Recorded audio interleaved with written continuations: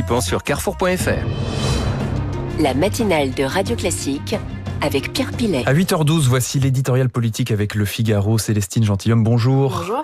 Avant une rentrée explosive, Emmanuel Macron écarte toute nouvelle dissolution. Il n'y aura pas donc de nouvelle dissolution de l'Assemblée nationale. C'est ce qu'il a affirmé hier dans un entretien à lire dans Paris Match. Pourquoi le chef de l'État écarte-t-il donc cette possibilité ? C'est vrai qu'à la veille d'une rentrée de tous les dangers, on ne s'attendait pas forcément à ce qu'Emmanuel Macron renonce soudain à cette arme atomique, d'autant qu'il avait pris un malin plaisir à agiter l'hypothèse. Il y a un mois encore, il assurait que, je cite, ça n'était pas dans son habitude de se priver d'un pouvoir constitutionnel. Mais cette fois, le président jure vouloir miser sur le compromis, sur la culture de coalition. En bref, prendre exemple sur le voisin allemand. Il renvoie même la balle aux responsables politiques qui doivent, selon lui, savoir travailler ensemble. Le problème, c'est que les partis ne semblent pas vraiment prendre ce chemin. À 2 ans de la présidentielle, qui a réellement envie de compromis ? Alors certes, compromis ne rime pas toujours avec compromission, mais plus 2027 approche, moins les formations politiques ne voudront se faire de cadeaux, au risque de se retrouver d'une manière ou d'une autre comptable du bilan d'Emmanuel Macron. D'ailleurs, la gauche répète depuis des semaines qu'elle compte bien censurer François Bayrou, quand le Rassemblement national, lui, attend le budget à l'automne pour sceller ou non le sort du gouvernement. Alors, en écartant une nouvelle dissolution, Emmanuel Macron ne rend donc pas vraiment service au successeur de Michel Barnier. Tout le monde jusque-là redoutait un retour brutal aux urnes. Les oppositions réfléchissaient à 2 fois avant d'appuyer sur le bouton de la censure, notamment Marine Le Pen, qui n'aurait pas pu se représenter du fait de sa peine d'inéligibilité. Alors désormais, plus grand-chose ne retient les oppositions de faire tomber le plus impopulaire des premiers ministres de la 5e. Et pourtant, le chef de l'État a des mots positifs à l'égard de son Premier ministre. Il le qualifie même d'ami. Oui, un ami qui vous veut du bien. Emmanuel Macron n'oublie pas ce qu'il doit à François Bayrou. Le centriste avait carrément renoncé à ses ambitions élyséennes en 2017 pour se ranger derrière l'ancien socialiste. C'est un compagnon de route, assure le président. Il dit même espérer que son allié historique se maintienne à Matignon jusqu'en 2027. Peu importe visiblement si François Bayrou n'était pas vraiment son premier choix pour remplacer Michel Barnier. On le sait, le chef de l'État aurait préféré nommer un de ses proches, Sébastien Lecornu. Mais pas sûr qu'en appelant simplement les oppositions au courage et à la responsabilité, le président parvienne à sauver le centriste d'une censure. Et quant à son propre avenir, Emmanuel Macron reste évasif sur ses intentions en 2032. Rappelons qu'il ne peut pas se présenter à la présidentielle 2027 puisqu'il aura fait 2 mandats consécutifs, mais qu'il redeviendra éligible 5 ans plus tard. Le chef de l'État qui adresse un avertissement à ceux qui se rêvent déjà candidats à la prochaine course à l'Élysée. Ouais, la liste est longue. Édouard Philippe, Gabriel Attal, Gérald Darmanin et même Aurore Berger, tous avancent leur pion, quitte à enterrer un peu trop vite Emmanuel Macron, lequel n'apprécie pas franchement d'être spectateur de sa propre succession. Alors, aux ambitieux qui se voient déjà en mai 2027, il leur dit dans Match: méfiez-vous. Conseil d'un ami qui vous veut décidément du bien. L'éditorial politique, merci Célestine Gentilhomme. Et à demain, Nouvelle-Calédonie, Corse, l'été compliqué de Manuel Valls, c'est l'un des sujets en une du Figaro ce matin. 8h15 sur Radio Classique, voici l'invité de la matinale. Bonjour Bruno Tertrais. Bonjour. Merci d'être sur Radio Classique. Vous êtes directeur adjoint de la Fondation pour la recherche stratégique. Votre dernier ouvrage, La guerre des mondes, est publié aux éditions de l'Observatoire. Grâce à vous, nous allons continuer de tirer les enseignements de la journée de lundi à Washington et de ses suites, les tentatives occidentales du moins de trouver une issue à la guerre en Ukraine. Ce qu'il en ressort, moins de 48 heures après, c'est que le président russe Vladimir Poutine a accepté un sommet avec son homologue ukrainien Volodymyr Zelensky. Poutine qui propose Moscou comme lieu pour cette rencontre, refus de Zelensky.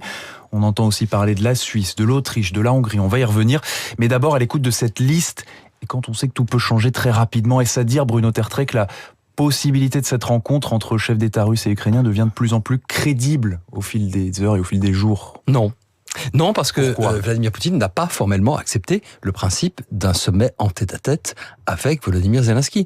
Vous savez, c'est quelqu'un dont il ne prononce même quasiment jamais le nom. Accepter le principe d'un sommet bilatéral avec Zelensky, c'est accepter de reconnaître que les deux chefs d'État sont à égalité, sont sur un pied d'égalité, que donc l'Ukraine a une légitimité à exister en tant qu'État souverain, État indépendant, qui est la même que celle de la Russie. Et donc, je pense qu'il n'y aura pas de sommet sommet, en tout cas certainement pas dans les semaines qui viennent et dans les conditions actuelles. Ce qui est possible, il est possible qu'il y ait une rencontre, par exemple, au niveau... De haut niveau, comme on dit. Oui, une rencontre de haut niveau, donc des ministres des Affaires étrangères. Si effectivement la Russie et l'Ukraine estiment que, il y a peut-être la possibilité de discuter de certaines choses en vue d'arriver à un éventuel accord d'armistice, vous voyez, je suis extrêmement prudent, mais je pense que ça s'impose, alors la possibilité d'une rencontre au niveau ministériel me semble pas du tout exclue. Donc vous voyez, je pense qu'il est extrêmement prématuré de jouer au jeu alors où est-ce que ça se passe, mais alors quel territoire il va survoler, parce que Poutine est tellement paranoïaque qu'il ne survole pas n'importe quel territoire, quel pays pourrait accueillir, signataire ou pas du traité de Rome sur la Cour pénale internationale, etc. C'est pour ça que la Suisse a dit, s'il vient chez nous, il aura une immunité. Voilà, donc c'est franchement cette histoire de sommet, à mon sens, c'est vraiment très prématuré d'en parler. Mais quand même, les dirigeants européens qui étaient à Washington lundi sont assez affirmatifs. C'est le chancelier allemand qui, le premier, a dit que ce sommet allait très certainement se dérouler. Non, il a dit qu'il pouvait se tenir. Mais écoutez, simplement, il est à l'avantage des Européens d'accompagner les démarches de Donald Trump, que celle-ci ait ou non des chances sérieuses de déboucher sur quelque chose. Alors, à partir du moment où Trump dit il faut absolument qu'il y ait un sommet, à 2 ou à 3, et peut-être même avec vous, Européens, pourquoi pas dire mais oui, Monsieur le Président, vous avez raison, pourquoi pas, allons-y. Et Zelensky dit oui, moi je suis d'accord. Donc, voilà, on est vraiment dans quelque chose de virtuel qui ne doit pas masquer les vrais sujets. Et les vrais sujets, ce sont essentiellement les territoires et les fameuses garanties de sécurité. Mais quelques mots encore là-dessus. Quand Vladimir Poutine cite Moscou, lundi, c'était par téléphone lors d'un échange téléphonique avec Donald Trump, qu'est-ce qu'il fait ? Il essaie de gagner du temps ? Mais il joue. Alors, j'ai coutume de dire, pardon, aux auditeurs qui m'ont déjà entendu utiliser cette formule, j'ai coutume de dire que Poutine joue avec Trump comme un chat joue avec une pelote de laine. Donc forcément, il va dire Moscou, parce qu'il sait très bien que si le seul endroit que Zelensky refuserait, et c'est bien normal, c'est un sommet à Moscou. Donc c'est à moitié une plaisanterie. Et puis Moscou, c'était aussi le lieu qu'avait proposé Poutine pour la prochaine rencontre avec Trump. Non, tout ceci est du théâtre. Alors, on a compris que vous n'y croyez pas à ce sommet. Certainement pas dans les semaines qui viennent. Mais en tout cas, imaginez le président russe sur le sol suisse, parce que la Suisse a dit qu'elle proposait d'offrir une immunité à Vladimir Poutine s'il venait pour une conférence de paix. Imaginez Vladimir Poutine sur le sol autrichien, puisque le chancelier autrichien a proposé aussi d'accueillir un sommet. Donc, imaginez Vladimir Poutine, par extension, sur le continent européen et même sur le sol de l'Union européenne. C'est quand même c'était inimaginable il y a quelques semaines. Ça reste inimaginable. C'est définitif. Non, c'est pas définitif. Et vous avez raison de dire que à partir du moment où c'est dans le discours, ça dit quelque chose politiquement. Donc vous avez raison de le souligner. Mais encore une fois, je crois que les Européens, ils font ce type de proposition, pas seulement pour valoriser leur propre pays, mais pour accompagner la démarche et surtout pour ne pas être vus comme des obstacles politiques à des progrès vers une très hypothétique paix qui, à mon sens, je le dis souvent, n'a à peu près aucune chance de se produire tant que Vladimir Poutine est là. Au mieux, on aurait un accord d'armistice. Mais alors, toujours dans cette optique d'un potentiel sommet, est-ce qu'il n'y a pas quand même un acte de contrition des pays de l'Union européenne dans le fait de proposer d'accueillir, je prends l'exemple de l'Autriche qui est donc un pays membre de l'Union européenne, est-ce qu'il n'y a pas un acte de contrition des pays de l'UE vis-à-vis de Vladimir Poutine ? Non, écoutez, se rencontrer, c'est de la diplomatie, et après tout, pourquoi pas ? Franchement, il ne s'agit pas pour eux de rencontrer directement Vladimir Poutine, il s'agit de dire qu'ils sont disposés à ne pas poser de problème s'il y a effectivement une rencontre pour la paix. Puis je rappelle quand même que Vienne, c'est comme Genève, le lieu des grandes rencontres diplomatiques de la guerre froide. Donc Vienne, c'est pas n'importe quel pays de l'Union européenne. Parce qu'on rappelle qu'à Genève, il y a le siège européen des Nations Unies. Oui, et Vienne a été... Alors effectivement, il y a la neutralité autrichienne, et Vienne, c'est pour cela que, en raison de l'historique très compliqué de l'Autriche pendant la Seconde Guerre mondiale et jusqu'en 1955, eh bien, Vienne est un lieu de grand sommet. En revanche, personne n'a parlé, et ça vous a pas échappé, de Rome, Berlin, Paris ou Londres. Et puis Vienne, on trouve les sièges de l'OPEP, par exemple, les grands pays exportateurs de pétrole. Non, pardon, je vous arrête. Vienne, on trouve surtout d'autres institutions des Nations Unies. L'AIEA, l'Agence internationale de l'énergie atomique, et on sait que les questions énergétiques font partie de... vous tirez le fil un petit peu trop loin, là, à mon dossier sens. ukrainien. Ouais. Si on se penche sur les Européens, donc cette coalition des volontaires qui s'est réunie hier, qui veut donc organiser, enfin en tout cas prolonger cette tentative de réunion entre Vladimir Poutine et Volodymyr Zelensky. Est-ce qu'on peut se dire, au regard de tous les éléments diplomatiques, de toutes les déclarations qui ont eu lieu depuis lundi, est-ce qu'on peut se demander si quand même le président russe n'est pas vainqueur de cette séquence qui s'est ouverte la semaine dernière à Anchorage en Alaska? Alors, il a été très clairement le vainqueur symbolique, et la symbolique compte en politique, de la rencontre avec Donald Trump en Alaska. Est-ce qu'il est toujours vainqueur aujourd'hui? Non, je ne crois pas. Il n'est pas davantage reconnu comme... Enfin, il n'y a pas de raison de penser qu'il a gagné davantage de points diplomatiques et encore moins militaires depuis samedi dernier. Ce qui me semble important aussi, c'est la tenue de la réunion d'aujourd'hui des chefs d'état-major des pays de la coalition des volontaires, et également une réunion au niveau de l'OTAN pour discuter des fameuses garanties de sécurité.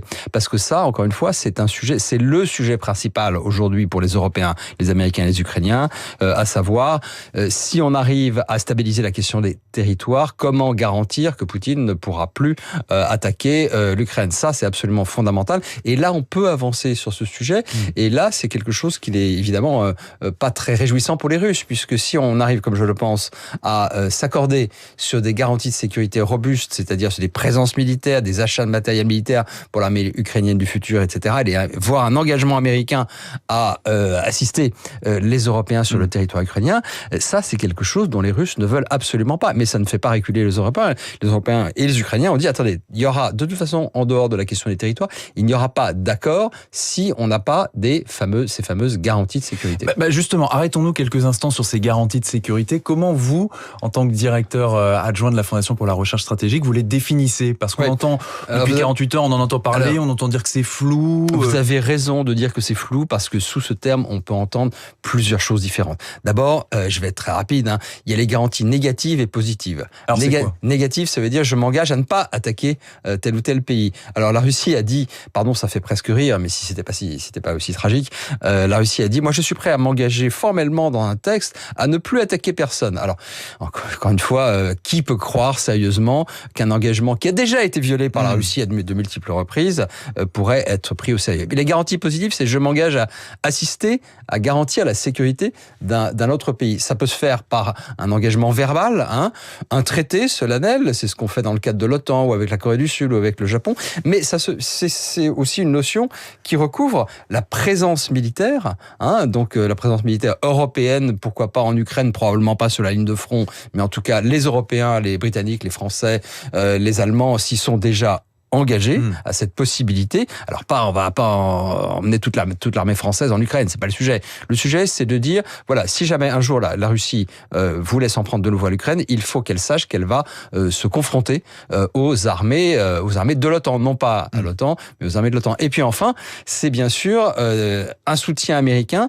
Et là, c'est la vraie avancée. Il faut quand même rendre justice à Monsieur Trump. La vraie avancée de la semaine dernière, c'est que les Américains finalement sont d'accord pour apporter leur contribution à ces fameuses garanties. Et ça, si Trump est sérieux, c'est vraiment fondamental. Et puis ça recouvre enfin, dernier point, la modernisation, le renforcement de l'armée ukrainienne. Tout ceci pourquoi? Pour dissuader la Russie des mois et des années qui viennent de s'en prendre de nouveau à l'Ukraine. Mais toujours sur ces garanties de sécurité, et pour prolonger la réflexion sur ce point particulier, Bruno Tertrais, est-ce qu'il n'y a pas quand même en matière de temporalité une certaine précipitation finalement, quand on n'arrive même pas à conclure un arrêt temporaire des combats? Vous avez raison, mais ça, c'est l'agenda qui a été imposé par Trump et Poutine. Trump est pressé, il a dit, en gros, Poutine ne veut pas un cessez-le-feu, donc on va aller directement à l'accord de paix. On saute une étape là quand même, non? Oui, vous avez raison, on saute une étape. Pourquoi? Parce que c'est pas un point de passage obligé, mais parce que négocier sous les bombes, comme on dit, c'est quand même assez curieux. Évidemment, les Ukrainiens n'ont pas envie d'entrer dans une négociation formelle avec la Russie tant que les bombardements nocturnes notamment continuent à tuer des hommes, des femmes et des enfants dans les villes ukrainiennes. En fait, Zelensky veut faire montre de bonne volonté parce qu'il veut maintenant maintenir les bonnes relations qu'il a rétablies avec Trump, et donc il a dit d'accord quand même. Mais vous savez, je ne crois pas que tous ces responsables politiques soient vraiment persuadés au fond d'eux-mêmes. à part Trump, qu'ils vont arriver à quelque chose dans les semaines qui viennent. Donc je reste, comme vous le voyez, plutôt sceptique, mais on peut toujours espérer. Quel regard vous portez, parce que là on a une lecture très internationale, on va changer d'échelle, quel regard vous portez, quelle analyse vous faites du rôle de la France et d'Emmanuel Macron dans cette séquence? Effectivement, le rôle de la France est assez intéressant parce que très clairement, et je ne dis pas ça parce que nous sommes français et en France, la France a été en pointe et continue d'être en pointe dans ce dossier. Elle est même sans doute le pays des grands Européens présents à Washington l'autre jour qui a la position la plus ferme, qui ne fait pas de courbettes à Donald Trump. On a vu que Emmanuel Macron est resté digne. Alors tous les Européens n'étaient pas forcément dignes à Washington. Il y en a qui faisaient quand même beaucoup de courbettes. Bon, il faut plaire à Trump, c'est comme ça, si on veut pouvoir discuter avec lui. Emmanuel Macron, franchement, est celui qui est non seulement le plus digne, mais aussi le plus ferme. Il a une capacité d'entraînement des Européens. Je crois vraiment qu'il joue un rôle utile dans le fait que la position des Européens ait pu se rétablir via cette manœuvre avec Zelensky d'abord, puis avec Trump. Donc la France est en pointe, et puis on voit aussi presque tous les jours que le langage qu'il tient à propos de la Russie, il est vraiment à 180 degrés de celui qu'il tenait il y a 3 ans. Emmanuel Macron n'a plus aucune illusion vis-à-vis de la Russie de Vladimir Poutine. Et à mon avis, il a raison. Est-ce que, de votre point de vue, Emmanuel Macron est plus en pointe et Emmanuel Macron et la France sont plus en pointe que le Royaume-Uni de Keir Starmer, que l'Allemagne du chancelier oui, davantage que le Royaume-Uni et davantage que l'Allemagne. Mais ce qui est important, c'est qu'on a là une conjonction de responsables politiques européens qui se comprennent et s'entendent plutôt bien. Alors Macron, Starmer, Merz, ça marche bien. Même avec Madame Meloni, ça marche pas trop mal. Et les personnalités, ça compte quand on veut justement avancer sur ce type de dossier. Ils se comprennent, ils travaillent bien ensemble. Et très franchement, alors je peux être critique parfois vis-à-vis de la diplomatie française, mais là, je pense que la diplomatie française joue aussi bien qu'elle peut jouer. Dernière question pour conclure cette interview, Bruno Tertrais, et pour finir sur la France et même les pays européens. À date, en ce mercredi 20 août, où se situent les dirigeants européens dans ce dossier? Est-ce qu'ils étaient marginalisés? Ils sont revenus un peu dans la course à la paix, si je peux appeler ça comme ça, dans ce dossier, ou finalement on se rend compte qu'ils n'étaient pas si marginalisés que ça? Non, je crois qu'ils n'étaient pas si marginalisés que cela, parce qu'aujourd'hui les discussions concrétisent des débats qui avaient déjà lieu au mois de mars-avril, où les Français, notamment avec d'autres Européens, avaient proposé aux États-Unis, bon, nous on veut bien accord de cessez le feu durable, et puis à condition d'avoir ce qu'on appelait un filet de sécurité, c'est américain derrière. Et à l'époque, les Américains hésitaient. Et là, il faut rendre justice à Monsieur Trump. Depuis ce week-end, il dit ouais, les garanties de sécurité, moi, je veux bien participer. Après que Trump et Poutine puissent se rencontrer en bilatéral, comme on dit, sans les Européens, mais après tout, c'est normal. C'est normal pourquoi? Parce que quand les deux chefs d'État de ces deux pays se rencontrent, ce que les Européens veulent, c'est évidemment que leurs intérêts soient pris en compte. D'où la manœuvre diplomatique que je mentionnais. Mais on ne va pas se plaindre que deux chefs d'État et de gouvernement de grande puissance puissent se rencontrer. Emmanuel Macron, s'il veut rencontrer un de ses homologues de n'importe quel pays du monde, les autres vont pas se dire « Ah, je suis marginalisé ». Non, la diplomatie bilatérale, surtout pour les grands sommets, c'est important. Mais le problème, c'est que ça a été un gigantesque cadeau pour Vladimir Poutine, qui a pu retrouver l'ambiance qu'il adore, celle de la guerre froide, où il se donne l'impression qu'avec l'Amérique, ils gèrent ensemble les affaires de la sécurité du monde. Et ça, c'est ce que craignaient bien sûr les Européens. C'est pour ça qu'ils sont allés à Washington. Eh bien, merci pour votre analyse, Bruno Tertrais. Je rappelle que vous êtes directeur adjoint de la Fondation pour la recherche stratégique, auteur du livre La guerre des mondes aux éditions de l'Observatoire. Interview à réécouter sur radioclassique.fr et notre application. Dans quelques dizaines de secondes, le rappel des titres et